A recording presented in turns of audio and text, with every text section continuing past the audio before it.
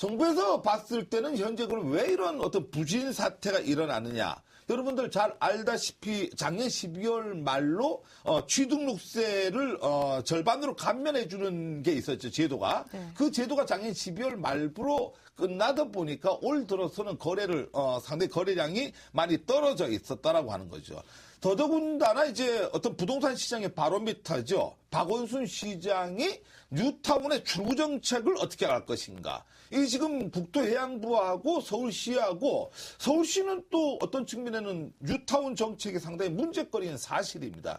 여기에 대한 출구 전략을 어떻게 갈 것인가. 이런 문제가 발표가 됨으로써 이 문제가 전체적인 매수 심리에 찬물을 끼얹었다. 이렇게 바라보는 거죠. 그러다 보니까 매수 심리가 떨어지다 보니까 거래가 완전히 자취를 갖춰버리는 이런 어떤 시장 상황이다 보니까 이런 극약 처방을 쓰지 않을 수가 없다라고 하는 거죠. 지금 만약에 이런 극약 처방을 쓴다라고 하는 것은 가계부채가 상당히 증가하는 압력을 많이 받는다라고 하는 것은 알고 있습니다. 그렇지만은 이제 거래 부진에 따라서 실물 경기가 하락을 하고 실업률이 상당히 증가를 하고 이런 어떤 발등에 떨어진 불이 워낙 급하다 보니까 물가가 조금 인상이 되더라도 이런 어떤 극약 처방을 쓸 수밖에 없지 않느냐라고 하는 게 정부의 고민인 것이죠. 네, 말씀하신 대로 강남 3구의 투기 지역 해제는 이 물가와 상존했을 때 좀 위험을 감수해야 되는 정책이라고 할 수가 있겠는데요. 얼마나 좀 부동산 시장이 안 좋으면 이런 극단적인 처방까지 내리게 됐나요? 아까 얘기했던 2008년 통계를 잡고 난 이래로 최악의 거래량을 보였습니다. 거래 자체가 지금 현재 안 되고 있다라는 거죠. 네. 어느 정도 거래가 지금 안 되고 있냐면은 지난 1월에 신고한 전국 아파트 거래량이요. 전국에 15,181건이었습니다. 전달에 대비해서 12월 달에 대비해서 76.2%가 감소를 했고요. 전년 동월, 작년 1월에 대비했을 때 66.5%가 감소를 했습니다. 거래가 거의 실종이 된 거나 다름없죠.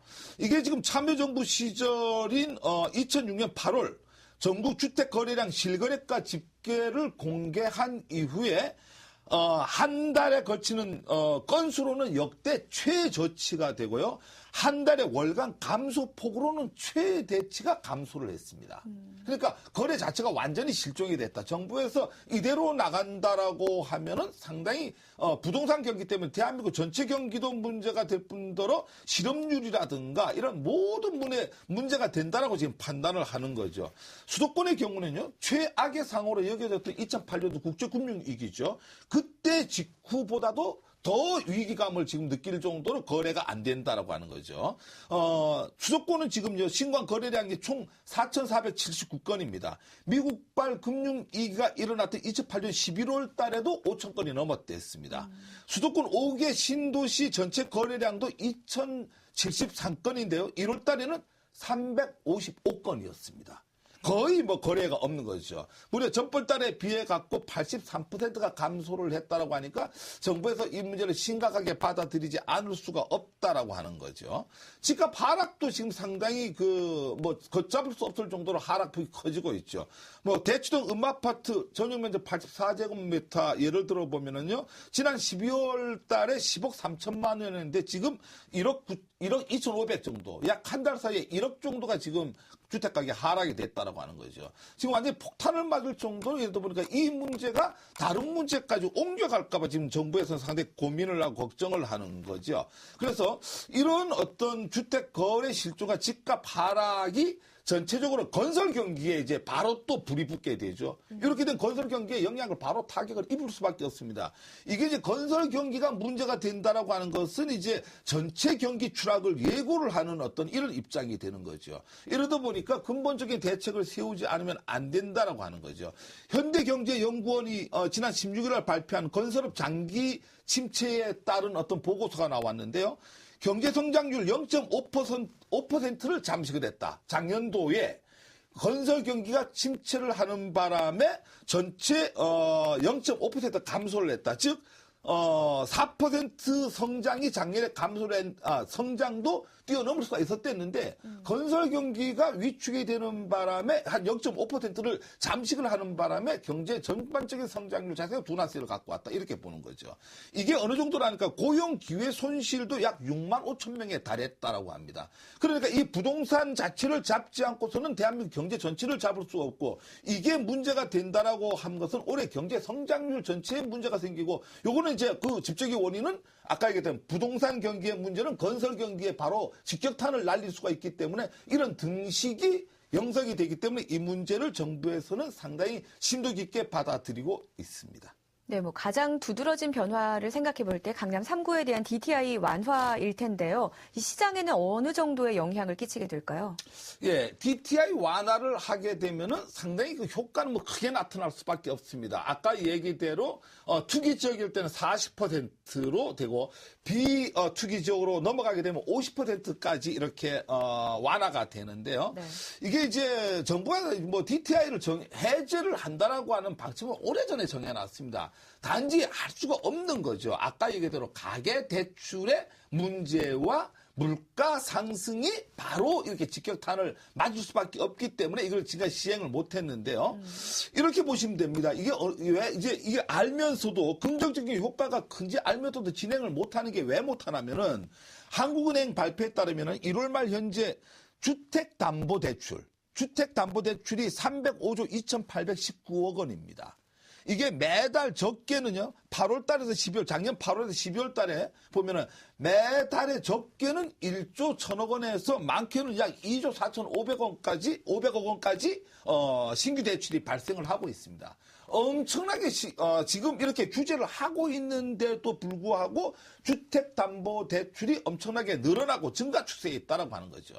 그래서 정부에서 걱정을 할 수밖에 없는 게 이걸 만약에 DTI 규제를 강남 3구까지 해제를 한다라고 하면은 지금도 이렇게 1조에서 2조 4,500억까지가 증가 추세에 있는데 이런 것도 걷잡을 수 없을 정도로 많이 올라가지 않겠는가. 이게 두렵기 때문에 실질적으로 DTI에 관련돼 갖고는 완화를 시켜주지 못하고 있는 입장입니다. 그렇지만 지금 현재 이런 물가 상승의 압력에도 불구하고 이런 게 우려가 된다라는 걸 알고 있지만은 이제 문제는 이제 부동산 경기 회복이 돼야 된다라고 하는 경기 회복에 대한 장점 또 아까 얘기했던 가계 부채나 물가 부담에 대한 단점 이거를 지금 저울질을 해갖고 최종적으로 결정을 해야 될 거 아닌가 이게 정부가 이제 갖고 있는 생각이고요. 국토연구원이 최근 자료를 몇 가지 발표를 했는데요. 부동산 선진화 시스템 구축에 관한 연구 이 자료에 나타나는 걸 보면은요. 강남 3구에 대해 투기 지역을 해제를 해가고 DTI 대출 규제를 현행보다 10% 완화를 했을 때에 나타나는 효과. 네. 결론은 어떻게 나오는가? 주택담보대출 증가 효과와 가격 상승 효과는 미미한 걸로 나타났습니다. 그리고 주택 거래량이 늘어나는 것은 증가 효과는 상당히 있는 걸로 나타났습니다.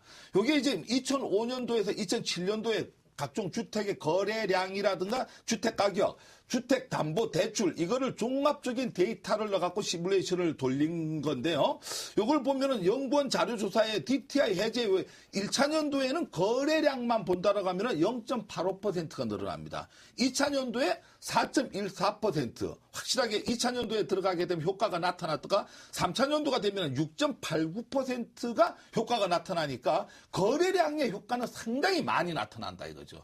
그러다 보니까 지금 현재 한국 이 수도권에 이제 가장 현재의 부동산의 큰 문제는 거래 둔화의 장세가 가장 큰 문제거든요. 이러니까 이런 어떤 DTI 해제가 거래량에는 상당히 크게 기여를 할 것이다 이렇게 보는데 반면에 이제 이렇게 됐을 때 문제가 될 때 집값이 오르는 건 상당히 문제가 되는데 시장에서 가격 상승폭은 이렇게 돼도 상당히 적은 걸로 조사가 됐습니다. 1차년도에는 0.06% 인상, 2차년도에 0.45%, 3차년도에 가도 1.21% 정도뿐이 상승을 하지 않는 걸로 조사가 되다 보니까 여기에는 별 문제가 없는 걸로 돼 있다 이거죠.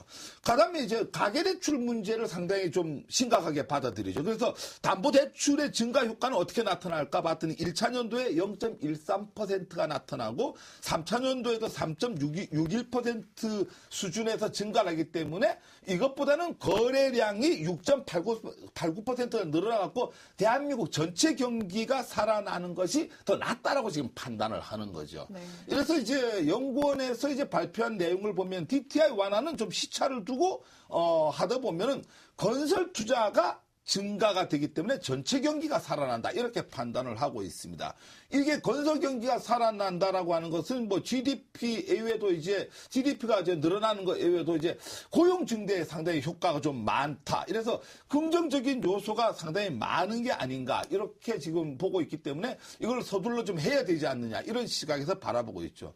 이 박상우 국토해양부 주택토지실장이 얘기한 바에 따르면요, 강남 지역 주택 소유자 상당수는 DTI를 규제하기 이전이죠. 2006년도 11월 이전에 거의 주택을 장만했다 이거죠. 그때는 DTI가 70에서 80%대입니다. 네. 그렇게 장만한 사람들이기 때문에 이걸 만약에 풀어줘갖고 거래가 활성화가 된다라고 하면은 지금은 풀어줘도 50%뿐이 안 되기 때문에 오히려 뭐 이런 어떤 손바뀜 현상에 의해 갖고 주택 내 담보대출이 떨어질 수도 있다. 오히려 이렇게도 보는 거죠. 이런 문제들이 지금 현재의 정부에서 고민하고 있는 부분인데 분명한 것은 뭐 주택 거래량이 문제가 돼갖고 이런 문제가 지금 고민하고 있는데 이거는 해제를 해도 문제가 되고 안 해도 문제가 됩니다. 과연 장점과 단점을 고려했을 때 어느 것이 더 효과적인가? 국내 전체 장기적 발전 계획에 봤을 때 국내 경제에 미치는 영향을 통해서 우리 서민들이나 국가 경제에 어떻게 득이 되느냐 이런 거를 종합적으로 판단해갖고 검토를 하고 결정을 내야 될 부분이 아닌가 이런 생각하는데 단지 이게 선거철을 앞두고 이런 어떤 문제가 있다 보니까 상당히 정부에서도 좀 고민스러운 건 사실입니다. 그러나 가장 중요한 것은 전체 한국 경제가 살아야 되는 게 가장 중요한 문제이기 때문에 이런 데서 포커스를 맞춰갖고 정책적 결정을 내려야 되지 않겠는가 생각합니다.